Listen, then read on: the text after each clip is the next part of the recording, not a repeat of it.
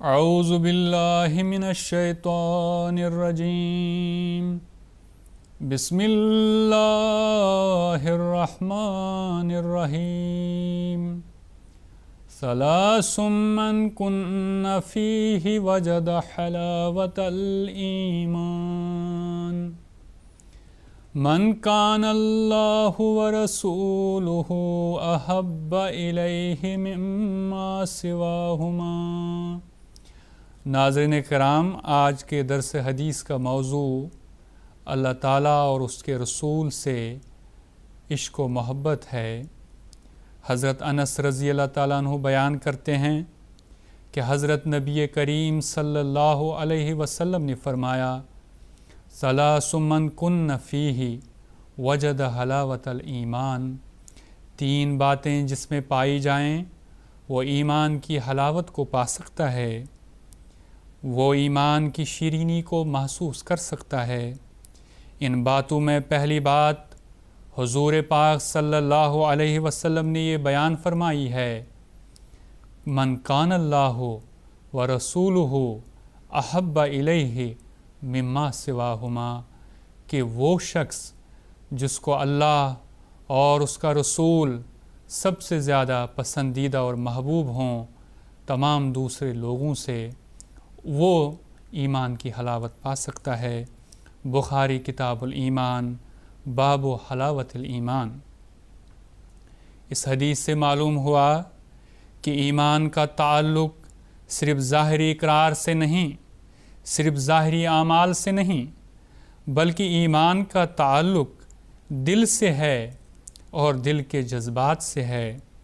اگر کوئی شخص زبان سے تو مسلمان ہونے کا اقرار کرتا ہے، ظاہری شکل کے لحاظ سے اسلام کے حکموں کی تعمیل کرتا ہے، مگر اس کے دل میں اللہ اور اس کے رسول صلی اللہ علیہ وسلم کی محبت نہیں، اس کو اپنے بیوی بچوں سے زیادہ محبت ہے، روپیہ پیسہ سے محبت ہے، مال اور جائیداد سے محبت ہے، اپنے آپ سے زیادہ محبت ہے، تو وہ بے شک قانونی طور پر اور رسمی طور پر مسلمان ہی سمجھا جائے گا۔ ظاہری لحاظ سے اس کا شمار مسلمانوں میں سے ہی ہوگا، مگر ابھی اس کو ایمان کا مزہ نہیں آیا۔ سچا مومن دنیا کی ہر چیز سے، ہر شخص سے زیادہ وہ اللہ سے محبت کرتا ہے، اللہ کے بعد اس کے رسول حضرت محمد مصطفیٰ صلی اللہ علیہ وسلم سے محبت کرتا ہے۔ وہی سچا مومن ہے اور اس نے ایمان کا سچا مزہ پا لیا ہے۔ اس کے لیے ہمارے نبی پاک صلی اللہ علیہ وسلم نے ہمیں یہ دعا سکھائی ہے، اللہم ارزقنا حبک وحب من احبک وحب ما یقربنا الی حبک، اللہم اجعل حبک احب الینا من الماء البارد، یعنی اے اللہ ہمیں اپنی محبت اس طرح عطا فرما جس طرح کسی کو رزق دیا جاتا ہے، وحب من احبک، اور ہمیں اس کی محبت عطا فرما جو تجھ سے محبت کرتا ہے، وحب ما یقربنا الی حبک، اور ان کاموں کی، ان باتوں کی، ان چیزوں کی محبت عطا فرما جو ہمیں تیری محبت کے قریب کر دیں یا جو ہمیں تیرے قریب کر دیں۔ اللہم اجعل حبک احب الینا من الماء البارد، اور اے اللہ ہمیں اپنی محبت ٹھنڈے خوشگوار پانی سے زیادہ محبوب بنا دے۔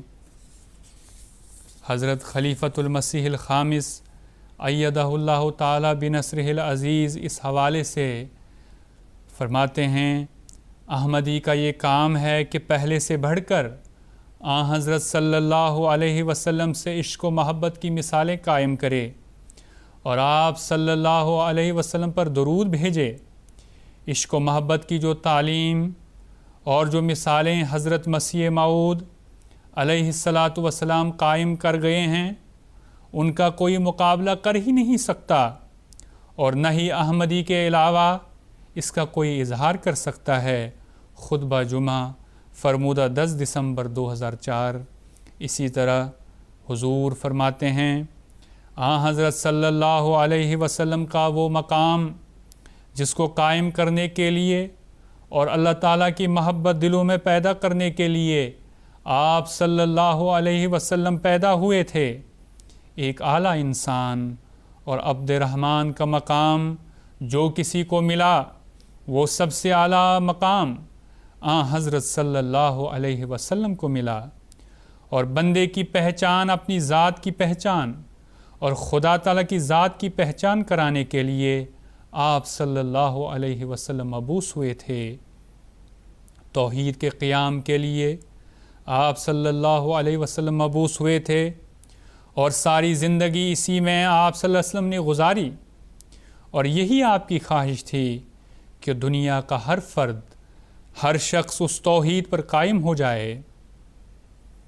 اور اس زمانے میں بھی آپ صلی اللہ علیہ وسلم کے غلام حضرت مسیح موعود علیہ السلام نے اس کی پہچان اس تعلیم کی روح سے ہمیں کروائی۔